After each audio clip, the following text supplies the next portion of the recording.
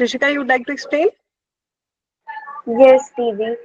Okay, so the transgender are the person whose gender identity is different from the sex they were assigned at birth. Okay. So Anantika, Trishika, Daksh, thank you so much. You guys have been absolutely right.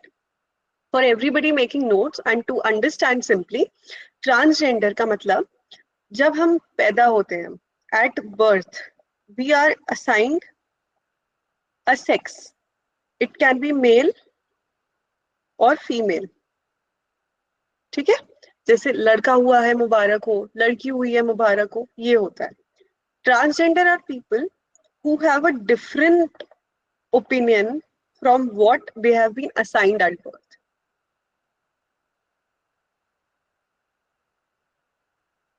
ठीक है, इनकी gender identity different हो जाती है.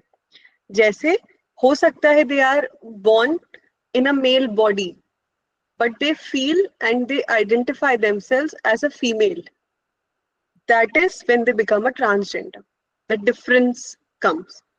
इस word को ऐसे भी समझो, जेंडर तो तुम समझ ही गए हो, ट्रांस को ये समझो एक ट्रांजिशन हुआ है.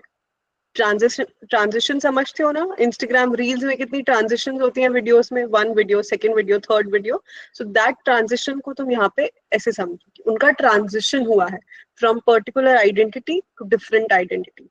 पहली आइडेंटिटी उनको उनके बर्थ में दी गई थी बट उससे वो सेटिस्फाइड नहीं थे, उनको सेंस ऑफ बिलोंगिंग नहीं लगी, सो दे चेंज्ड इट बिकॉज उनकी जेंडर आइडेंटिटी उनको कहीं और फिट लगी, सूटेबल लगी. तो तुमको समझ आया वर्ड्स का मीनिंग भी क्या होता है? तुम जिस वर्ड को जनरली यूज करते रहते हो उसके पीछे भी एक नॉलेज होती है कि ट्रांस क्यों यूज करा गया है. समझ में आया? I hope it's turning to be helpful for you. So Kerala High Court की यहाँ पे बात हो रही है. Again, a court which is very progressive. It directed the state government to provide reservation to transgender persons in education and public employment. तो अब क्या हुआ था जब ये 2019 का एक्ट आया था, इस एक्ट का नाम आप ढूंढ के लाओगे. ठीक है. ये जब जजमेंट सॉरी ये जब एक्ट आया था तो इसमें हमने ट्रांसजेंडर के लिए ना कुछ कुछ रूल्स एंड रेगुलेशंस तो बनाए थे, but at the same time हमने ये भी चीज बोली गई थी कि तुम लोग ये जो what about the defects in chromosomes and don't broaden the topic. Okay, I told yesterday also, when we are discussing something, be streamlined about it. Don't widen what we are talking कि ऐसा नहीं हुआ तो ये नहीं हुआ तो. No, sorry की बात नहीं है, it's okay. I get it, you have a lot of curiosity and that is fine. But sometimes what happens, it gets very distracting क्योंकि मेरे पास answers हैं उन question के. So you know, I have to, you know, वो नहीं होता कि मेरे पास जवाब है मैं देना चाहती हूँ but समय नहीं होता. ठीक है. So we'll have such classes जहाँ पे हम एक्सटेम्पोर करेंगे, तुम्हें जो क्वेश्चंस होंगे लॉ को लेके we'll discuss them through. But don't just bring in your curiosity here. If you have questions related to this, you are free to go. तो वो जो एक्ट आया था 2019 एक्ट, इसका नाम तुम ढूंढो. कोई अभी ढूंढ के ला रहा है तो बताओ क्या नाम है उसका.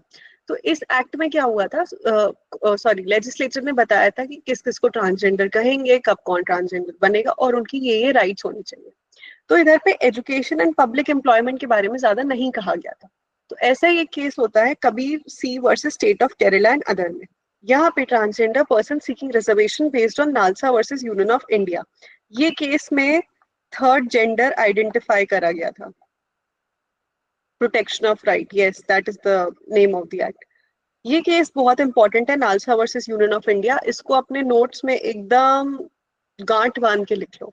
नालसा में क्या हुआ था, दिस इज 2014 में फाइनली सुप्रीम कोर्ट ने एक्सेप्ट करा था कि हाँ फर्स्ट जेंडर, सेकंड जेंडर और थर्ड जेंडर भी होता है.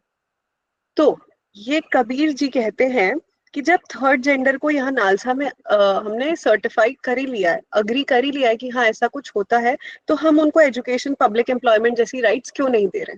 तो केरला हाई कोर्ट ने बोला कि education is a fundamental right, government must implement reservation with in 6 months. तो इनको चाहिए थी reservation for their education and public employment matter. तो केरला हाई कोर्ट ने बोला कि आपको ऐसा करना चाहिए, it's a constitutional mandate. Okay, so government delay in implementing reservation is not acceptable. तो इधर किसको फटकार लगा दी जुडिशरी ने? गवर्नमेंट को लगा दी कि भाई तुमको अब जल्दी से रिजर्वेशन बनाना चाहिए, नालसा से उनको ये अधिकार मिला है कि वो थर्ड जेंडर है. ठीक है, clear? Now we move to acts of free willed wife not cruelty. This is very interesting. कल हमने पढ़ा था कि पति का बिहेवियर बदलने के लिए, क्योंकि पति पत्नी जैसे बिहेव नहीं कर, पत्नी जैसा चाहती थी वैसा बिहेव नहीं कर रहा था, तो पत्नी ने क्या करा, उसने क्रूएल्टी लगा दी पति पे कि भाई जैसे ही तुझ पे केस जाएगा तेरा बिहेवियर चेंज हो जाएगा. ऐसे ही कुछ यहाँ पे हुआ कि husband alleged cruelty and desertion by wife citing free movement, insults and alleged affair. Affair है तो चलो ठीक है मान लेते हैं. इंसल्ट्स कर रही थी बीवी. हो सकता है ये बोल रही हो कि यार तुम इतनी मेहनत करते हो फिर भी इतना सही कमाते हो, यार तुम तो क्या बोलते हैं इतना नहीं पढ़ पा रहे, 2+2 नहीं बता पा रहे हो, बच्चों को क्या ही मैथ्स सिखा पाओगे, ट्यूशन लगानी पड़ जाएगी. बताओ, घर में एक पिता है उनका, फिर भी उनको मैथ्स की ट्यूशन लगानी पड़ रही है. मैं उनका साइंस इंग्लिश ये सब तो देख ही रही हूँ, थोड़ा सा मैथ्स मुझसे नहीं बन रहा तो पिता पे भी नहीं डिपेंड हो पा रहे. ये सब बोल दिया होगा. फ्री मूवमेंट भाई, फ्री मूवमेंट तो सबकी राइट है, आर्टिकल 19.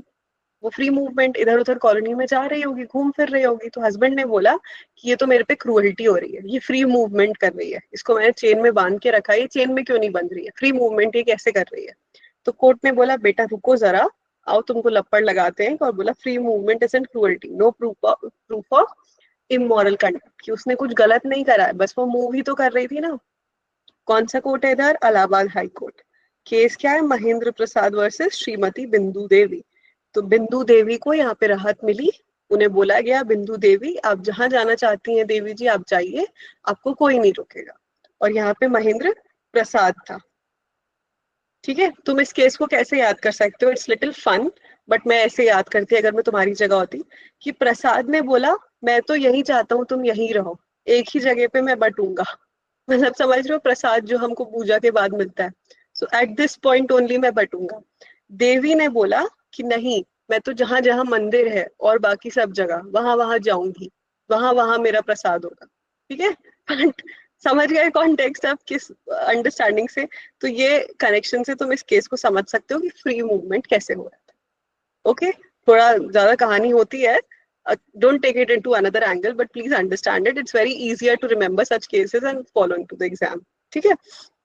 Now, गौरी वाओ कर रही है. Okay, so I think it works. ठीक है. Mental cruelty includes sustained denial of cohabitation and emotional separation. कल हमने पढ़ा था mental cruelty को लेके. इसमें प्लीज अंडरस्टैंड करो मेंटल क्रुएल्टी क्या होती है. Sustained denial of cohabitation. Cohabitation मतलब साथ में रहना, कोहैबिट करना. को वर्ड आ गया, कल हमने को भी पढ़ा था. मैं एक बार बात करती हूँ Rituraj, I am not sure कहाँ पे अपलोड करिए, बट इसे अपलोड करा जाएगा. Okay, so substantive denial of cohabitation अगर हो रहा है कि मैं तो इसके साथ रहूंगा ही नहीं, मैं तो इसके साथ रहूंगी नहीं, वो एक तरह की मेंटल क्रुएल्टी होती है. इमोशनल सेपरेशन अगर होता है कि ट्रस्ट नहीं कर रहे हो, प्यार नहीं है, फेथ नहीं है, एक दूसरे पे कुछ शेयर नहीं कर पा रहे हो, बातें ही नहीं कह पा रहे हो, मन में ही बातें रखनी पड़ रही कि बेस्ट फ्रेंड बन गए एक दूसरे के, बट पति पत्नी को बात नहीं बता रहे हो. दीज आर द फैक्टर्स जिससे हम मेंटल क्रूएल्टी समझेंगे. ठीक है, कॉन्टेक्चुअल बिहेवियर क्रूएल्टी नहीं होगी. फ्री मूवमेंट कर रही है वो, भाई बाहर निकल गई तो तुम कह रहे हो गलत हो गया, that is wrong. Okay, Supreme Court rebuked center over farmers' protest. This is a very wide and important topic. When I was preparing for CLAT, तब ये एकदम से लाइमलाइट में आया था कि फार्मर्स प्रोटेस्ट हो रही थी, 3 बिल लाए गए थे, फार्मर्स वर नॉट रेडी. अगर तुमको पूरी स्टोरी पता हो तो वो ही है, थोड़ा सा हम इस पर डिस्कस कर लेते हैं. दैट एमएसपी को लेकर लेजिस्लेचर ने बोला था कि वो रूल्स लाएंगे, इनैक्टमेंट्स लाएंगे, थोड़ा ईजी हो जाएगा सबके लिए, बट अभी तक वो कुछ नहीं लाए. तो सुप्रीम कोर्ट ने बोला कि 2021 में आपने कुछ बोला था, प्रॉमिस करा था, अभी तक आपने वो नहीं करा है. तो अब क्या होगा, प्रोटेस्ट रिन्यू हो जाएंगी. संयुक्त किसान मोर्चा ये रिन्यू कर रहा है. इस चीज पे सुप्रीम कोर्ट ने बोला फिर हम क्या करेंगे भाई, पहले तुम प्रॉमिस करते हो फिर तुम तोड़ देते हो, वादा करके ठुकरा देते हो. This is a problem. तुम एक्ट नहीं करोगे फिर से राइट्स हो जाएंगी, प्रॉब्लम्स हो जाएंगी, और प्रोटेस्ट हो जाएंगे. तो आप उस चीज को इम्प्लीमेंट करो. तो यहाँ पे वो बोलते हैं एमएसपी को आपको अप्लाई करना पड़ेगा. लीगल बैकिंग नहीं है अभी एमएसपी के पास, मिनिमम सपोर्ट प्राइस होता है. इसकी अभी आपने कोई लॉ नहीं बनाया है, इस पे कोई रीजनिंग नहीं दी है, इसको आपको लाना पड़ेगा.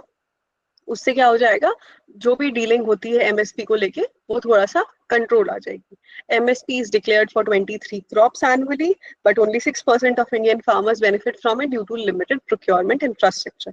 अगर तुमको ये डेटा याद रखना है तो ये भी अच्छी बात होगी, थोड़ा तुमको नॉलेजेबल बना देगी. Okay. Now we have interesting thing, which is Justice retired V Ram Subramaniam appointed as NHRC chairperson. ये बहुत important body है. तुम अपने सेकेंड ईयर में यहाँ पे इंटर्नशिप्स भी कर सकते हो. तो अभी जब तुम इसके नोट्स बना रहे हो, NHRC के नीचे ऐसे लिख लो, इंटर्नशिप सून. एक मैनिफेस्टेशन कर लो यहाँ पे बैठ के अपने 80-90 दोस्तों के साथ. ठीक है. सो यहाँ इंटर्नशिप तुम कर सकते हो, बहुत कुछ सीखने मिलता है. So national human rights commission, ये ना एक बहुत बड़ी बॉडी है, स्टैट्यूटरी बॉडी ही बोल सकते हो इसको. पॉलिटी में पढ़े थे, राइट. सो स्टैट्यूटरी बॉडी क्यों बोलेंगे? Because it is enacted under established to protection of human rights act. Kartikeya ने आई थिंक बोला था कि स्टैट्यूटरी बॉडी क्यों होती है, क्योंकि स्टैट्यूट के थ्रू आई होती है. This is the statute protection of human rights act. तो NHRC क्या हो गई? एक स्टैट्यूटरी बॉडी हो गई जो स्टैट्यूट पे डिपेंडेंट है. तो 1993 में ये आई थी. It's appointment is made by the president and recommendations high level committee सब होता है इसमें. प्राइम मिनिस्टर होते हैं, स्पीकर ऑफ लोकसभा होते हैं, ऑपोजिशन लीडर भी होते हैं और भी 3-4 मेंबर्स होते हैं. तो तुम समझ जाओ कि कितनी हाई स्टेक लेवल मीटिंग होती होगी. तो जस्टिस रामा सुब्रमण्यम को यहाँ पे अपॉइंट करा गया है एज अ चेयरपर्सन. ये जो बॉडी होती है, सॉरी, ये जो कमीशन होता है, ये नेशनल ह्यूमन राइट्स के बारे में डिस्कशन करते हैं. मोस्टली ये लोग देखते हैं जेल में कैसी चीजें हो रही हैं, क्या प्रिजनर्स की राइट्स को हम प्रोटेक्ट कर पा रहे हैं, नहीं कर पा रहे हैं, और भी सब चीजों को ये लोग मेंटेन करते हैं कि लोगों की जो भी नेशनल राइट्स हो रही है, ह्यूमन राइट्स हो रही है, उनको हम कितना प्रोटेक्ट कर पा रहे हैं वायलेशन से. He will be appointed till December 2027. तो ये जनवरी में अपॉइंट हुए थे, which is 2025. तो 2 साल तक, ऑलमोस्ट 3 साल का इनका ड्यूरेशन रहेगा. एंड फॉर्मर CJI या SC जज होते हैं जो चेयरपर्सन होने चाहिए. ऐसी तुम किसी रैंडम जज को नहीं उठा के बना सकते हो, सुप्रीम कोर्ट या फिर CJI होना चाहिए. पैनल में तुमने देख लिया कौन कौन होता है. PM, speaker of Lok Sabha, home ministry, deputy chair of Rajya Sabha and opposition leaders. And a fun fact would be Justice Rama Subramaniam also authored the Tamil legal text, which is Kambanili Sattanum Nithiyam. If I'm pronouncing it blatantly wrong, I'm really sorry, but मेरे को थोड़ा इतना ही आया, so I could just do that. And ये establish कब हुआ था? ये सबसे important चीज है तुम्हारे लिए. October 12, 1993, under the Protection of Human Rights Act 1993. ये कोई डे है, स्पेशल डे है. क्या है इस दिन? कोई बता पाएगा? October 12 को क्या हुआ था? कोई डे, जैसे तुम पढ़ते हो ना, student day, children's day, father's day, mother's day. October 12 को क्या हुआ था? एनीबडी? तो तुम्हारे क्लूलेस चेहरे मेरे को दिख रहे हैं. This is your homework. और होमवर्क का मेरा birthday. Okay, happy birthday in advance Apurva. This is really nice. तुम NHRC वाले दिन पैदा हुए हो. Okay, so we move on to the next news, which is ECI releases granular data of Lok Sabha elections 2024. ये news I don't think it's very important for you. मैं cross लगा देती हूँ. बस इसमें ये बताया गया फीमेल कैंडिडेट्स का राइज हो चुका है और इलेक्शन कमीशन ने ये सब नोटिस करा है कि कितने रजिस्टर्ड वोटर्स थे, क्या नहीं था. ये सब तुम थोड़ा बहुत समझ सकते हो. इसमें अगर इम्पोर्टेंट है तो आर्टिकल 324 है. ये आर्टिकल बताता है ECI का establishment. Election commission of India एक बॉडी होगी. और ये कौन सी बॉडी है बताओ? स्टैट्यूटरी, कॉन्स्टिट्यूशनल या क्या? कौन सी बॉडी होगी? Constitutional. Right, this is a constitutional body. Right, क्योंकि ये आर्टिकल एक हमारे कॉन्स्टिट्यूशन के तहत अप्लाई करी गई है. ठीक है. Discovery of new world by Christopher Columbus. Good. हाँ, चिराग ने बोला क्या सबसे पहले? चलो, जिसने भी बोला, good. It's Columbus day. It's nice. अगर तुमने बिना गूगल करे देखा है तो. वैसे इतनी देर में रिप्लाई आया, मतलब गूगल हुआ है 100%. बट नो वरीज, कहीं से भी ज्ञान लो, ज्ञान इज इम्पोर्टेंट. ठीक है. अब now we come to panchayat से पार्लियामेंट 2.0. इसको अगर नोट्स बना रहे हो तो उसमें बस लिख लेना पंचायत से parliament 2.0, empowering tribal women leaders for democratic governance. तो पंचायत, ये वो Amazon प्राइम वीडियो पे जो पंचायत आता है वैसी ही पंचायत के बारे में बता रहा है. और वहां से बता रहा है पार्लियामेंट तक. तो कौन सी, उसका नाम क्या है? जो नीना गुप्ता है पंचायत में, वो जो रोल प्ले कर रही है, उसका नाम क्या है? किसी को पता है? नीना गुप्ता को जानते हो? जो उसमें जो महिला है, प्रधान है, जिसकी असली उसका नाम क्या है? कौन सी देवी है? मंजू देवी. देवी. प्रज्ञा कह रही मंजू, फिर देवी. इतनी जल्दी होती तुम लोगों को आंसर देने की। ओके ठीक है, मंजू देवी। सो वो पंचायत से पार्लियामेंट 2.0 तक वो मंजू देवी का सफर बना रहे, इसीलिए ये एक स्कीम लाई गई पंचायत से पार्लियामेंट 2.0। इसमें हम एम्पावर करेंगे ट्राइबल वुमेन को कि वो ऊपर तक आ सके। और लोकसभा ओम बिरला स्पीकर जो है, उन्होंने इस प्रोग्राम को इनॉग्रेट करा था। ठीक है, 502 elected women representatives from scheduled tribes across 22 states and UTs, इसको एक देखा गया। मिनिस्ट्री ऑफ ट्राइबल अफेयर्स इसमें इन्वॉल्व थी, नेशनल कमीशन फॉर वुमेन था इसमें, लोकसभा सेक्रेटेरिएट तो ऑफकोर्स होगा ही। ये क्यों होगा? क्योंकि किसने इनॉग्रेट करा? ओम बिरला ने। तो यहाँ से तुम कनेक्शन देख सकते हो। ये क्या चाहते हैं कि हम ट्रेन करें ट्राइबल वुमेन को constitutional values, governance and parliamentary function के बारे में। बस I think this is important. And Birsa Munda को कौन कौन जानता है?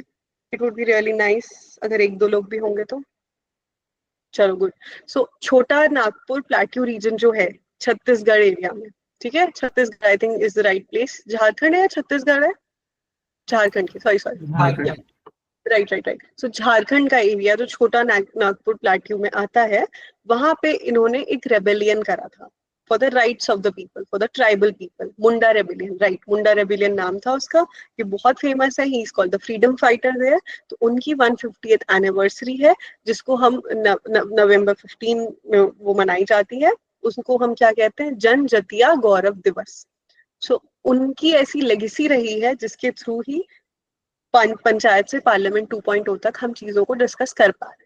तो तुम इम्पैक्ट देखो, कभी कभी तुम्हें कहा जाता है कि रेबल मत करो, ये मत करो, वो मत करो। I am not talking about the Instagram की rebel kid, I am talking about the real rebels that you are being placing in the real actual world. तो ये सब जो चीजें होती हैं, इससे तुमको समझ में आएगा तुम्हारी इम्पैक्ट लेगेसी कितने फॉरवर्ड टाइम तक रहती है, आगे जाके कितने लोगों को हेल्प करती है to move ahead. Then we talk about Karnataka High Court upholds trans rights on birth certificates. अभी हमने एम्प्लॉयमेंट के बारे में पढ़ा था ना, वो केरला हाई कोर्ट था। एम्प्लॉयमेंट के बारे में हमने जिस पे पढ़ा वो ट्रांसजेंडर्स को लेके, वो कौन सा हाई कोर्ट था? केरला। इधर हम पढ़ रहे हैं कर्नाटका। ये कह रहा है बर्थ सर्टिफिकेट की बात। तो ये कुछ ऐसा केस होता है कि एक ट्रांसजेंडर है, वो कहती है कि मेरा नाम XYZ है, बट कुछ समय बाद वो अपना नाम बदलवाना चाहती है। ठीक है, तो उनको मना कर दिया जाता है। जो भी एडमिनिस्ट्रेटर होते हैं वहां पे, एग्जीक्यूटिव अथॉरिटी होते हैं, वो मना कर देते हैं, क्योंकि वो कहते हैं the registration of births and deaths act 1969 allowed changes only for erroneous entries under section 15 and her application was rejected under this law. फिर जजमेंट क्या आता है? The court held that the transgender act 2019 being a special law prevails over the general act and authorities were ordered to amend the birth certificate based on identity certificates issued. इस पूरे में तुमको बस ये चीज समझनी है कि special law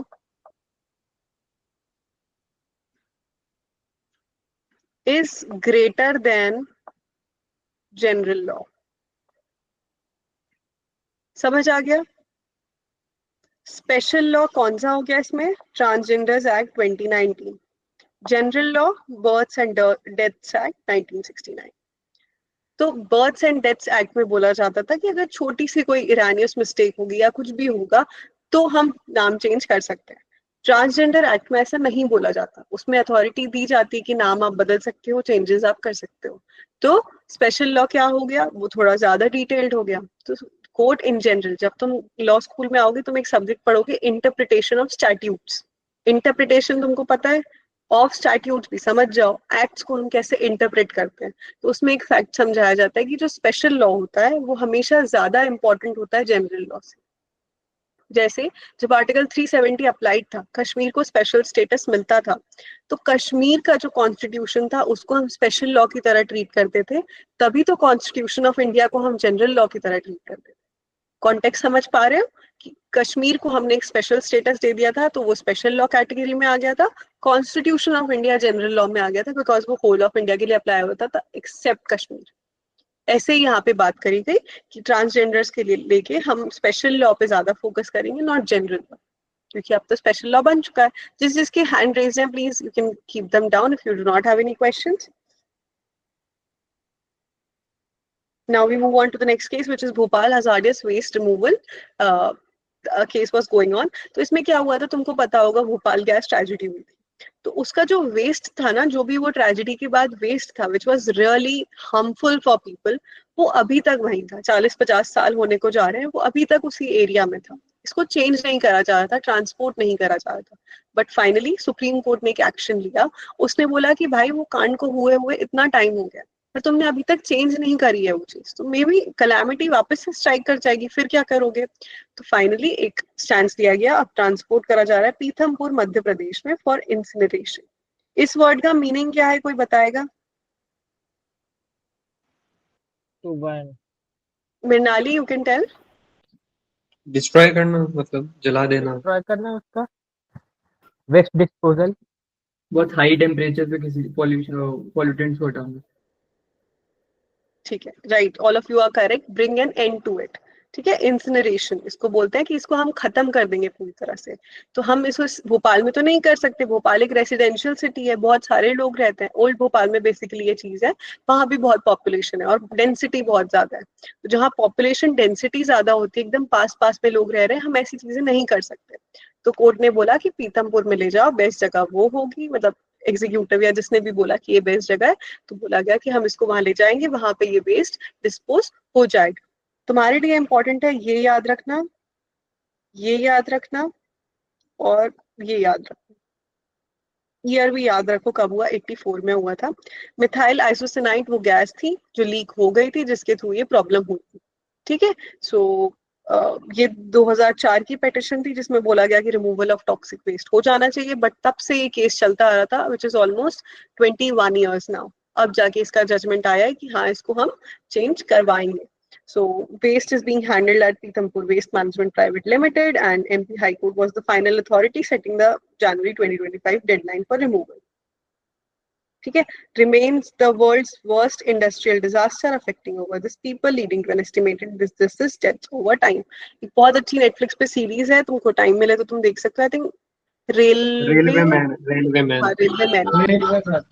Yeah, it's a wonderful web series. You can watch it. Amazing actors have performed there, and I think it's very true to what happened in Bhopal.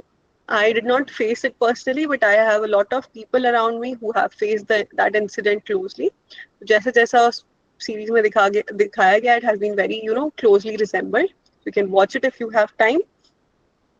Moving on, the Freedom of Religion Act 1978 back in focus. Arunachal Pradesh में 1978 में ये act लाया गया था, freedom of religion act. ये basically conversion की बात करता था, एंटी कन्वर्जन लॉज जो होते हैं। मध्य प्रदेश में लागू है, उत्तराखंड में लागू है, और क्या बोलते हैं, उत्तर प्रदेश में लागू है। इतना मेरे को याद है, बाकी states I don't clearly remember. तो 1978 में अरुणाचल प्रदेश में ये लॉ लाया गया था, बट ये डॉर्मेंट हो गया था। ये वर्ड मिला है तुमको? ये वर्ड समझना है किसी पर्यायवाची से, तो तुम खुद को रिलेट करके स्लीपी वर्ड सोच सकते हो। और जब तुम कंपनी लॉ पढ़ोगे ना लॉ स्कूल में, तो जो पार्टनरशिप्स होती हैं, जैसे कल हम डायरेक्टर वगैरह की बात कर रहे थे, सब बात कर रहे थे, एक कंपनी में जब खूब सारे लोग होते हैं तो पार्टनर्स होते हैं कुछ कुछ उसमें से, तो डोरमेंट पार्टनर भी एक चीज होती है। Don't get me wrong, but dormant partner को तुम अपनी लॉ स्कूल बुक्स में पाओगे स्लीपिंग पार्टनर का मतलब। ठीक है, स्लीपिंग पार्टनर होता है उसका मतलब। Sleeping partner is a partner who is not vigilant towards what is happening in the company. वो बस पैसे इन्वेस्ट कर चुका है, फिर वो सो रहा है अपना शांति से। जैसे ही उससे तुम बोलोगे कि भाई इस चीज की जरूरत है, ये पैसे चाहिए, ये इन्वेस्टमेंट चाहिए, या प्रॉफिट आ गया है, तो वो आ जाएगा वहां। angel investor, not exactly. Angel investor might question you things. Dormant partner is least interested in what's going on. He just like, मेरे को प्रॉफिट बना के दे दो थोड़ा बहुत, मैं कभी कभी आ जाऊंगा। तो डॉर्मेंट का मतलब स्लीपी होता है। डॉर्मेंट का मतलब होता है कि बस पड़ा हुआ है, शांत है वो अपने में। ठीक है, सो अरुणाचल प्रदेश में ये लॉ 1978 में लाया गया, बट इसे इनएक्टमेंट नहीं कराया गया। ठीक है, तो कुछ हुआ नहीं इसको लेके। तो 2022 में एक पीआईएल फाइल हुई कि भाई ये एक्ट लाया गया है, इसको हमको थोड़ा सा रिवाइव करना पड़ेगा। क्या करना पड़ेगा? रिवाइव। गेम में नहीं करते तुम लोग रिवाइव कि अरे मैं मर गया हूँ, मेरे को रिवाइव करने दो खुद को, ऐसा कुछ यूज करते होगे ना? तो वो रिवाइव जो होता है पबजी या स्मैश कार्ड या whatever games you are playing, like I play smash card at times, तो उसमें ये सब होता है। अब इसका मतलब ये नहीं तुम लोग स्मैश कार्ड डाउनलोड करके देखने लगो क्या है क्या नहीं। Don't do that, I am just giving a reference. ठीक है। तो ये एक्ट वहां पे आता है और इसका कुछ होता नहीं है। तो अब एक PIL फाइल होती है कि इसमें ना फोर्स कन्वर्जन मैंडेट हो रहे थे कि डिप्यूटी कमिश्नर को हम रिपोर्ट करेंगे, किसी का कन्वर्जन सॉरी किसी का आप रिलीजन चेंज कर रहे हो, जो भी कर रहे हो, तो ये सब चीजों को हम रोक देंगे। ये वो एक्ट बता रहा था। तो PIL फाइल हुई जिसमें बोला गया कि हमें कर्ब करना है इन सब चीजों को, ये एक्ट को आप लाओ, तो इससे हम कन्वर्जन की रिपोर्टिंग करेंगे 2 साल की जेल हो सकती है, 10,000 का फाइन हो सकता है। तो गुवाहाटी हाईकोर्ट ने 2022 में बोला कि फाइनलाइज करो इस चीज को 6 महीने के अंदर अंदर। Next, enacted in 1978 but never enforced due to fear of alienating the 30.26% Christian population. तो तुम देख रहे हो लोगों का कितना इफेक्ट होता है। क्यों हम बोलते हैं कि minority is not just minority, 30.26% तुम देख रहे हो, बट वो लोग भी रेबेल कर देंगे तो स्टेट पे बहुत बड़ी हानि आ सकती है। So this was the case. Now can somebody tell me why Guwahati high court came into picture?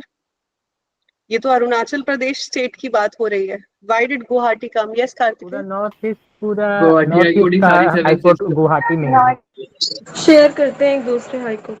Guwahati high court सारी 7 सिस्टर्स की जुरिसडिक्शन रखता है ना। Okay right, good, correct answer. Guwahati वो जुरिस्डिक्शन रखता है। तो अरुणाचल प्रदेश का कैपिटल क्या है? ईटानगर है I think. Yes ma'am. Yes ma'am. उधर पे बेंच है, ठीक है। कैपिटल क्या हो गया? ईटानगर। उधर पे बेंच है ऑफ गुवाहाटी हाई कोर्ट, ठीक है। तो जब अगर तुम में से कोई नॉर्थ ईस्ट में से है, तुम में से कोई ऐसा है जो गुवाहाटी के अराउंड रहता है और या फिर इंटर्नशिप करने जा रहा है आगे गुवाहाटी हाई कोर्ट में, तो वो देखेगा कि high court main principal bench तो वो होती है, बट उसकी छोटी छोटी और बेंचेस बाकी सब स्टेट्स में डिवाइडेड होती हैं ताकि काम थोड़ा ईजी रहे, ठीक है। Now we move on to the next case which is centre ends no detention policy for classes 5th and 8th। I don't know, इसका मुझे थोड़ा रेलेवेंस एकदम दिखा नहीं, but I think it brought the legislature into the page. जो हम कल बात कर रहे थे कि अभी तक क्या होता था, 5th से 8th के बीच बच्चों को थोड़ा थोड़ा ना निकाल देते थे स्कूल से। ये तो पढ़ लिख नहीं रहा, उसका निकालो इसको। पेरेंट्स को बोलते थे हम नहीं रखेंगे इसको स्कूल। बट सेंटर ने बोला कि ये सही नहीं है। 8th क्लास तक आप किसी को फेल नहीं करोगे, आपको उनको रखना पड़ेगा to ensure continued schooling and reduce drop outs. वरना क्या होगा, आप उन्हें 6th क्लास से निकाल रहे हो कि वो पढ़ाई नहीं कर रहा, ये नहीं कर रहा, वो जरूरी नहीं है दूसरे स्कूल में जाके एडमिशन ले, वो ड्रॉप आउट ही कर देगा कि मेरे से तो पढ़ाई बन ही नहीं रही, वो टीचर ने बोल दिया था तो मैं क्यों ही पढ़ाई करूँ। तो एटलीस्ट 8th तक तो उसको पढ़ाई मिले, इतना तो उसका पेडिस्टल बने कि वो पढ़ाई लिख के ढंग करके 8वीं पास तो हो ही जाए, ठीक है।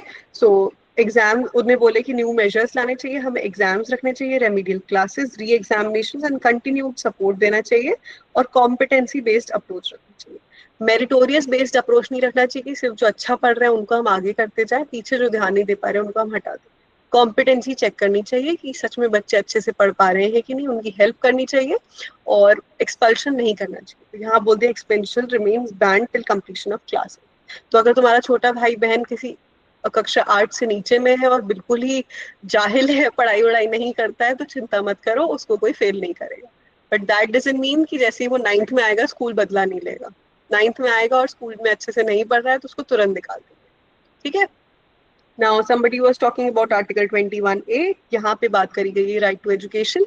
आर्टिकल 21A में कंपल्सरी है for people from 6 to 14 years. तो अगर देखोगे तो जनरली क्या होता है, 8th स्टैंडर्ड के जो बच्चे होते हैं वो 14 ईयर ओल्ड ही होते हैं। 14 ईयर ओल्ड भी मैं ज्यादा कह रही हूँ, कभी कभी 13, 12, 15 भी हो जाते हैं, बट 6 से 14 तक की जो एज होती है, 14 जो एज होती है, वो जनरली क्या होता है 8th स्टैंडर्ड के बच्चे होते हैं। तो अगर तुम हटाते रहोगे बच्चों को, एक्सपल्शन करते रहोगे, तो ये फंडामेंटल राइट और जो एजुकेशन एक्ट है, क्या ये इम्प्लीमेंट हो पाएगा? नहीं हो पाएगा। तो ये प्रॉब्लम हो जाएगी। 2 लॉज ऐसे आड़े टेढ़े हो जाएंगे ना। हाँ 13, तुम 13 में हो गए 8th स्टैंडर्ड में, वी गेट इट। सो तुमको समझ में आ गया, 2 चीजें टकरा जाएंगी। तो कोर्ट ने ये चीज समझी, लेजिस्लेचर को बोली, सेंटर को समझाई कि भाई 6 से 14 तक तो तुमने मैंडेट रखा हुआ है कि एजुकेशन कंपलसरी है। पता चला तुम 13 में ही उस बच्चे को स्कूल से निकाल रहे हो, तो उसका 1 साल तो उसके मम्मी पापा तो उसको घर पे बैठा देंगे, कोई मतलब ही नहीं होगा।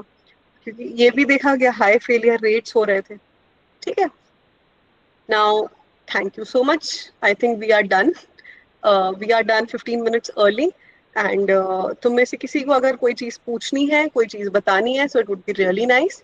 And soon we'll move to Gauri's understanding of common object, common intention. But उसके पहले आप लोग डाउट्स पूछ सकते हो। Yes, Daksh, go ahead. Ma'am, what was Nalsa, ma'am, that Kerala High Court judgment? ठीक है, नालसा ने, मैंने अभी एक सेकेंड मेरे को रोकना, हाँ ये रहा, ये केस था ना, नालसा का, ये 2014 का केस हुआ था। अभी तक क्या था, दो जेंडर्स थे, male and female. What happened in the Nalsa versus Union of India? Supreme Court understood that there exists a third gender as well.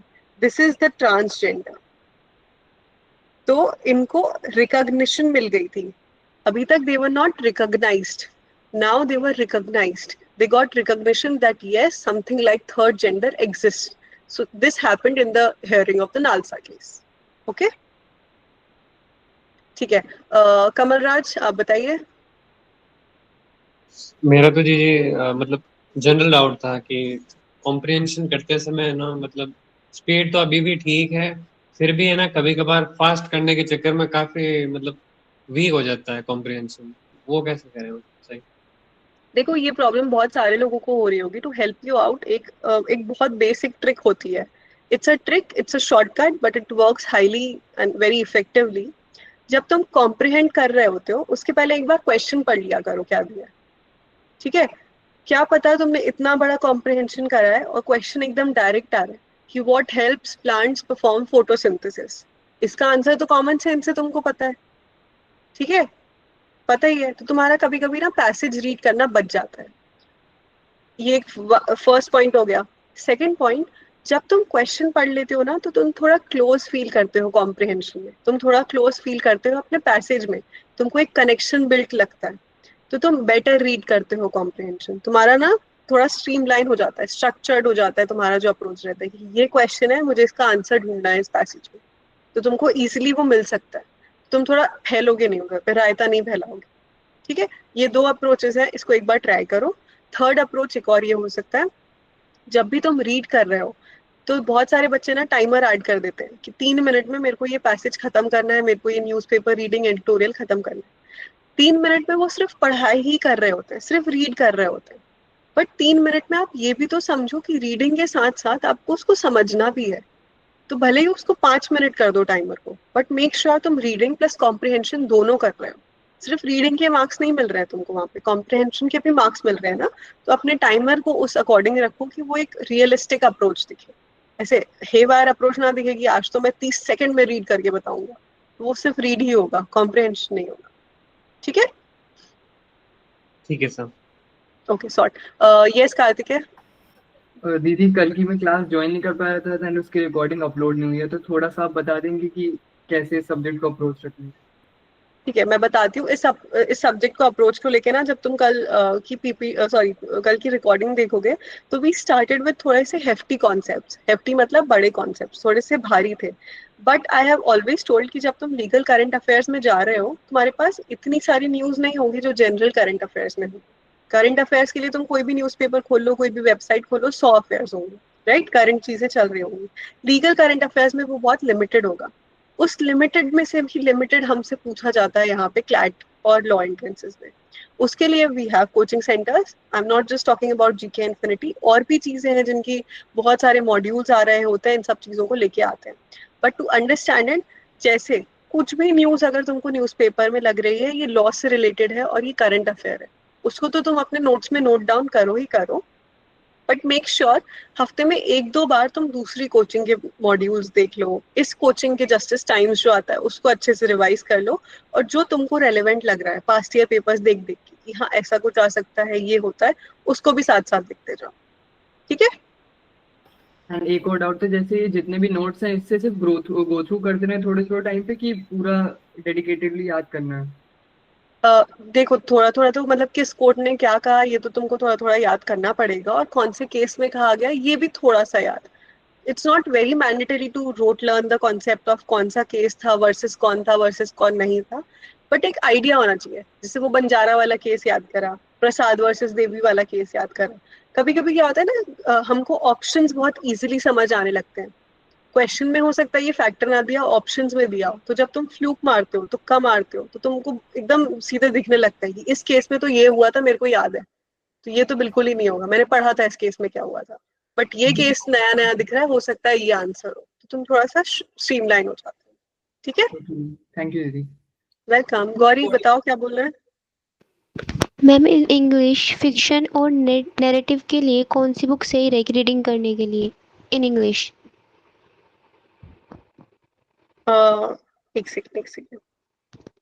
English fiction के लिए मतलब ऐसे तुमको बस कॉन्सेप्ट रीडिंग के लिए चाहिए? हाँ हाँ।